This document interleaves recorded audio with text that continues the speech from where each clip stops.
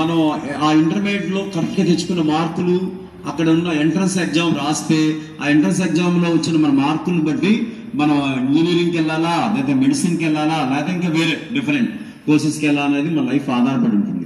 అందుకని first turning point ఏంటి? 10th class మనకి లైఫ్కి ఎప్పుడైనా ఎడ్యుకేషన్. తర్వాత ఇంటర్మీడియట్. ఆ ఇంటర్మీడియట్లో వచ్చిన మన మార్కులు, మన పెర్ఫార్మెన్స్ని బట్టి మన లైఫ్ ఆధారపడి ఉంటుంది. అర్థమైందా? మన ఉదాహరణకి నేను చెప్తాను. నేను 10th క్లాస్ స్కూల్ సెకండ్, ఇంటర్మీడియట్లో తప్పాను. టర్నింగ్ పాయింట్ అంటే చెప్తాను. ఎందుకని నేను ఇంటర్మీడియట్లో ఎందుకు చేశాను? నెగ్లెక్ట్ చేశాను చదువుని. మా ఊరు నుంచి ఒక 5 కిలోమీటర్లు 7 కిలోమీటర్ల దూరంలో కాలేజ్ ఉంటుంది. అక్కడికి వెళ్ళాం. కొత్త ఫ్రెండ్స్. ఆ ఫ్రెండ్స్ ఏంటో కొత్త ప్రపంచంలాగా ఉందన్నమాట. కొత్త ప్రపంచంలాగా ఉండేవాడికి చదువు కాకుండా వేరే ఆలోచనలు వచ్చినాయి. పీర్ గ్రూప్, మంచి ఫ్రెండ్ని సెలెక్ట్ చేసుకోవాలని చెప్తాను చూసారా, అది. అక్కడ మంచి ఫ్రెండ్ని నేను సెలెక్ట్ చేసుకోలేకపోవడం వల్ల ఏంటి, నేను ఇంటర్మీడియట్ చెప్పాను, ఇంజనీరింగ్కి వెళ్ళాను. నేను టీచర్ జాబ్లోకి వచ్చాను. మరి నా లైఫ్ టర్న్ అయిందా లేదా? అంటే ఇంకా కొంచెం మంచి పొజిషన్లోకి వెళ్ళేది నేను. అంటే టీచర్ జాబ్ అనేది తక్కువ అని అంటలేదు నేను. అంటే మన ఐక్యూని, మన తెలివితేటలను బట్టి మనం ఇంకా ఎదగాల్సింది కొంత ఒక చోట ఆగిపోతాం అన్నమాట. అది ఎవరు చేతులారో ఆల్ చేసుకోవడమే. అక్కడ తప్పు మా నాన్నది, మా అమ్మది కాదు, టీచర్స్ కూడా కాదు, నాదే తప్పు. మరి నేను సరి చేసుకోలేకపోయా అక్కడ. కాబట్టి మీరు కూడా మరి కరెక్ట్గా ఆలోచించండి. ఎప్పుడు చదివేటప్పుడు అప్పుడు పర్ఫెక్ట్గా చదవాలి. ఎక్కడా అశ్రద్ధ చేయకూడదు. చదువుని నిర్లక్ష్యం చేస్తే టోటల్గా సఫర్ అయ్యేది వాళ్ళే. ఇప్పుడు జీవితంలో సఫర్ అయ్యేది నేనే కదా. నేను ఒకవేళ ఇంజనీర్ అవ్వాలి, లేదా ఇంకేదో అవ్వాలి. సార్ నా జీవిత లక్ష్యాన్ని నేను అనుకున్న దాన్ని సాధించలేకపోయా, ఒక చిన్న ఆ మిస్టేక్ వల్ల. మరి అందుకని ఎక్కడ అశ్రద్ధ నిర్లక్ష్యం చేయమాకండి. చదువు మీద ప్రతి స్టేజ్ మనకు ముఖ్యమైనది, ఇంపార్టెంట్ లైఫ్లో. అలాగే మరి మిమ్మల్ని ప్రోత్సహించడానికి మంచి ఉద్దేశంతో మరి మనకి కారంశెట్టి మస్తాన్ గారు, మరి కారంశెట్టి అనగానే నాకు ఒకటి గుర్తొచ్చింది. మా ఊర్లో కారంశెట్టి వాళ్ళు వ్యాపారం చేస్తారు. మేము వాళ్ళని బాబాయ్, మామయ్య అని అనేవారు. ఒక ఆయన బాబాయ్ అని అంటా ఉండేవాడు. నేను కారంశెట్టి అనే ఇంటి పేరు రాగానే నాకు అది గుర్తొచ్చింది. పల్లెటూరులో అలా ఉంటుంది. మా చెవుని పక్కనే కావూరి అనేవాడు ఉన్నారు. ఆయన నేను మామయ్య అనేవాడు. మరి అలా కలగలుపుతనం మనకు కూడా అలవాటు అవ్వాలి. మన సిటీకి వచ్చేవాడికి అన్ని మర్చిపోతున్నాం.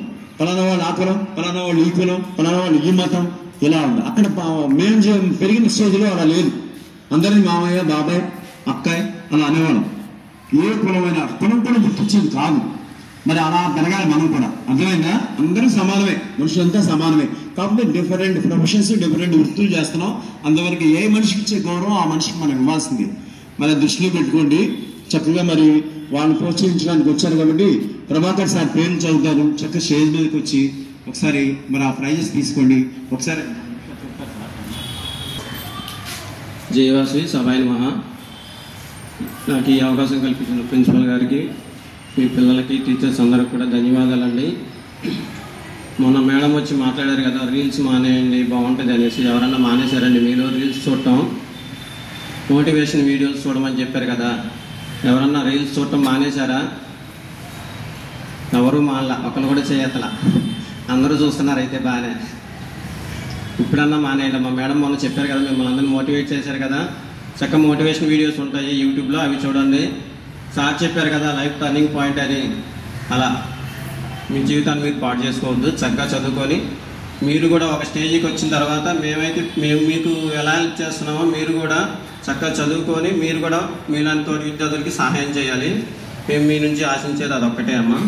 సార్ గారు టర్నింగ్ పాయింట్ అన్నారు చూసారా, సార్ టర్నింగ్ పాయింట్ వల్లే మీ అందరికీ ఇలా మీ అందరి భవిష్యత్తు కూడా సార్ చేతిలోకి వచ్చింది. మీ అందరిని తీర్చిదిద్దే అవకాశం కూడా అలా కూడా వచ్చిందని చెప్పుకోవచ్చు.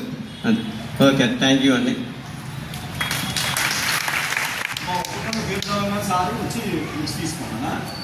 ఎంపీసీ నుంచి గాయత్రి, నందిని, ఆఫ్రిన్,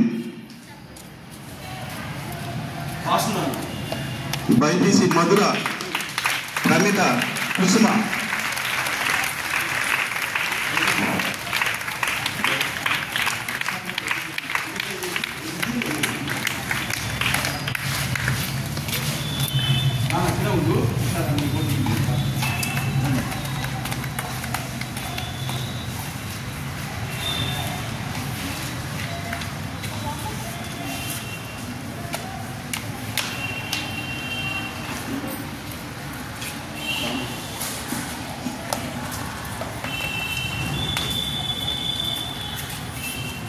బైపీసీ మధుర, ప్రమిత కుసుమ,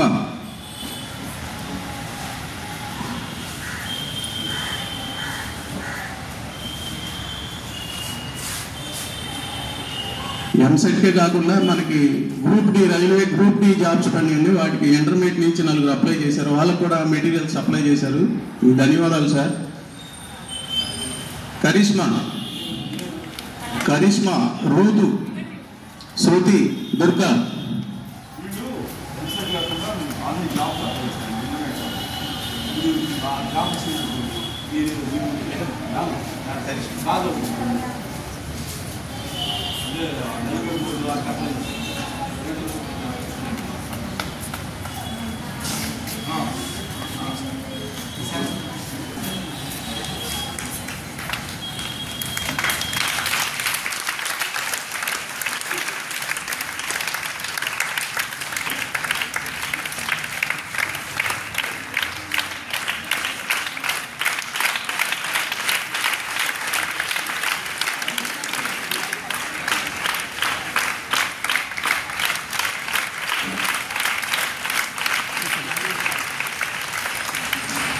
మాకు అడిగిన వెంటనే సహాయం చేస్తున్నటువంటి వాసవి క్లబ్ వారికి మా స్టూడెంట్స్ తరఫున, విద్యా బృందం తరఫున హృదయపూర్వక ధన్యవాదాలు తెలియజేసుకున్నాం సార్.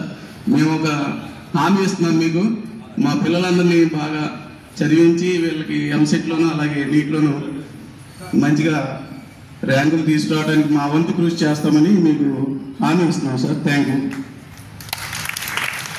గమనించారమ్మా ఏం జరిగింది ఇక్కడ? చూశారు కదా, చక్కగా మన ఎలా ప్రోత్సహిస్తున్నారు చూసారా. చుట్టూరు ఉన్న సమాజంలో ఉన్న పెద్దలు, ఆ వాసవి క్లబ్ తరఫున మనందరం కూడా మనం ఎలా చెప్పాలి థ్యాంక్స్ అంటే, మీరందరూ గుడ్ స్టూడెంట్స్ అవ్వాలి, మంచి మార్క్స్ తెచ్చుకోవాలి, జీవితంలో ఎదగాలి. మీరు ఎదిగిన తర్వాత ఏం చేయాలి? మీరు కూడా ఎలా సహాయం చేయాలి.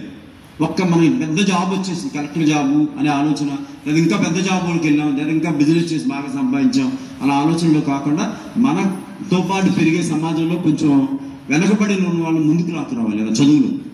అర్థమైందా? అన్ని దానాల కంటే కూడా గొప్ప దానం ఏంటి? విద్యాదానం. మరి అక్కడ విద్యాదానం ఇస్తున్నారు, వాళ్ళు బుక్స్ ఇస్తున్నారు. ఇప్పుడు ఒక ఆకలితో ఉన్న వ్యక్తికి ఎంత ఆహారం పెడితే ఎంత సుఖంగా ఉంటుంది, ఇక్కడ కూడా అంతే. ఒక లైఫ్కి ఆలంబన, ఆ బుక్, చిన్న బుక్ అనుకున్నాం, ఆ బుక్ ఇస్తే ఆ బుక్లో చదువుకున్న వాళ్ళు అదే దీక్షతో చదువుకుంటే వాళ్ళు జీవితంలో ఎదిగితే వాళ్ళు ఇంకొక 10 మందికి సహాయం చేస్తారు అలా. మరి అప్పుడు మన చుట్టూరు ఉన్న సమాజం కూడా చాలా అందంగా ఉంటుంది. అసలు మరి ఇక అవకాశాలు లేక నేను చదువుకోలేకపోయాను అనే భావం లేకుండా మన అందరికీ కూడా ఇలా తోడ్పాటును అందిస్తున్న వాసవి క్లబ్ ప్రతినిధులకి మా విద్యార్థుల తరఫున, మా ఉపాధ్యాయ బృందం తరఫున నేను ప్రత్యేకంగా అభినందనలు జరుపుకుంటున్నానండి. మరి మీ యొక్క ఆశీస్సులు ఈ పాఠశాల మీద ఎల్లకాలం ఇలాగే ఉండాలండి. ఈ పిల్లలు అంటే 169 మంది 10th క్లాస్ పిల్లలు బయటకు వెళ్తున్నారు. మాకు ఇంటర్మీడియట్ పిల్లలు కూడా దగ్గర 27 మంది పిల్లలు బయటకు వెళ్తున్నారండి. ఆ తర్వాత మళ్ళీ అలా ఫుల్ఫిల్ అవుతూ ఉంటారు. కాబట్టి వాళ్ళకి మీ తోడ్పాటు ప్రతి సంవత్సరం ఇలాగే అందించాలి. మరి వాళ్ళు దాన్ని తీసుకుని, ఆ స్ఫూర్తిని తీసుకుని మా పిల్లలు కూడా ఎదుగుతారని మా విద్యార్థి బృందం తరపున నేను మీకు హామీ ఇస్తున్నానండి. Okay, all the best. Thank you.